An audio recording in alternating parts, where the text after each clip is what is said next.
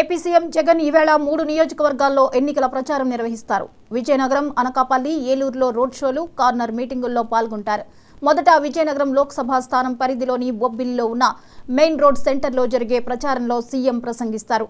మధ్యాహ్నం 12:30 అనకాపల్లి పార్లమెంటు పరిధిలోని పాయకరావుపేట సూర్యమహల్లో సభలో పాల్గొంటారు.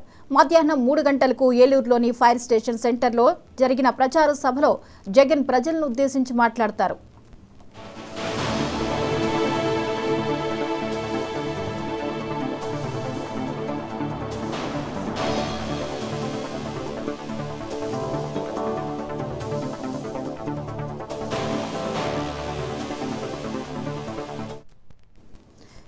ఇక ఈ అంశంపై మరిన్ని వివరాల్ని మా రీజనల్ కోఆర్డినేటర్ కిరణ్ అందిస్తారు. కిరణ్, చెప్పండి, ఈ రోజు ఏపీ సీఎం జగన్ పర్యటన సభలు ఎలా ఉండబోతున్నాయి?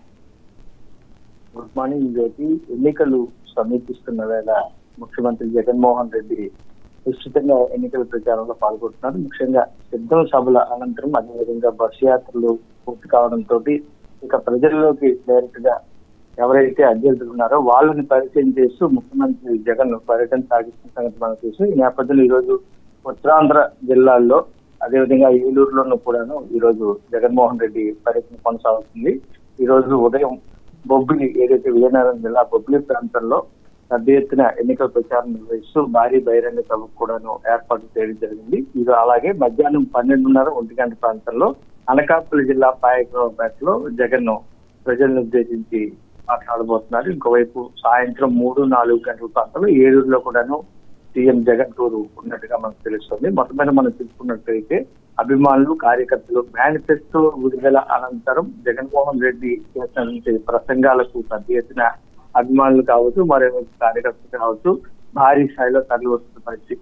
ముఖ్యమంత్రి జగన్మోహన్ రెడ్డి పర్యటన నేపథ్యంలో అధికార యంత్రాంగం కూడాను విస్తృత ఏర్పాటు చేసిన ఇటువంటి అవాంఛనీయ సంగతులు చోటు చేసుకుంటా ఉండేందుకు ప్రధానంగా ఎన్నికల మేనిఫెస్టో అనంతరం జరుగుతున్న సభల నేపథ్యంలో కూడాను ఇటీవల జరిగినటువంటి ముఖ్యమంత్రి మీద రాళ్ల దాడి కారణంగా జరిగినటువంటి ముఖ్యకర పరిస్థితుల నేపథ్యంలో విస్తృతమైన పద్ధతిని కూడా ఏర్పాటు చేశారని మనకు తెలుస్తుంది.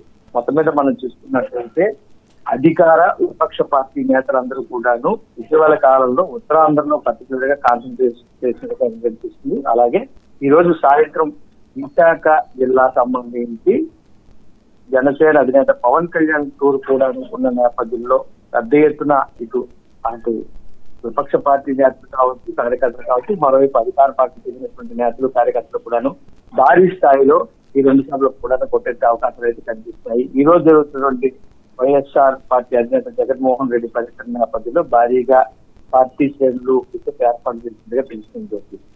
అంటే ఉత్తరాంధ్రలో వైసీపీ విషయానికి వస్తే అసలు బలం ఎలా ఉంది, ప్రజల్లో స్పందన ఎలా ఉంది?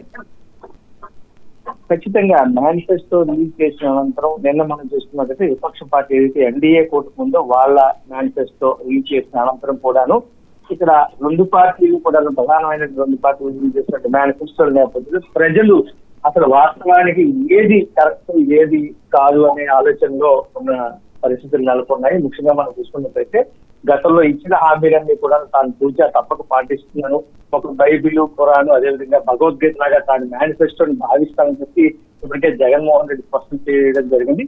అలాగే ఇటు ఎన్డీఏ కూటమి నుంచి చంద్రబాబు నాయుడు అధినేతగా టీడీపీ పార్టీ నుంచి ఉన్న నేపథ్యంలో అదేవిధంగా పవన్ కళ్యాణ్ కూడా నిన్న విడుదల చేసినటువంటి మేనిఫెస్టో నేపథ్యంలో కూడాను చాలా ప్రాధాన్యత కనిపిస్తుంది.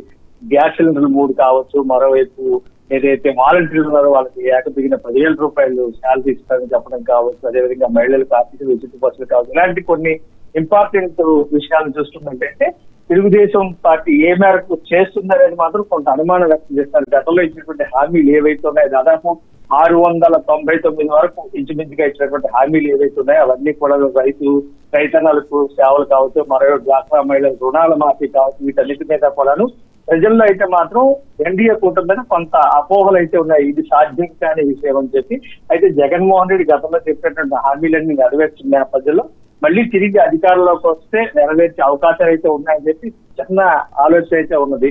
మొత్తం మీద మనం చూసుకున్నట్టయితే రాష్ట్రంలో పరిస్థితులు ఉన్నటువంటి చూస్తే ఆర్థికంగా చాలా బలహీనమైనటువంటి పరిస్థితి. సంక్షేమ పథకాలకే ప్రభుత్వం పెద్ద ఎత్తున కోట్లాది రూపాయలు వెచ్చిస్తూ అభివృద్ధి నోచుకోలేదని ఎన్డీఏ కూటమి చేస్తున్నటువంటి ఆరోపణలు. అయితే ఈ దిశగా మనం కంపేర్ చేసుకుంటే ఏ రాజకీయ పార్టీకి ప్రజలు మొగ్గు చూపుతారా అనేది $1 మిలియన్ ప్రశ్నగానే కనిపిస్తుంది.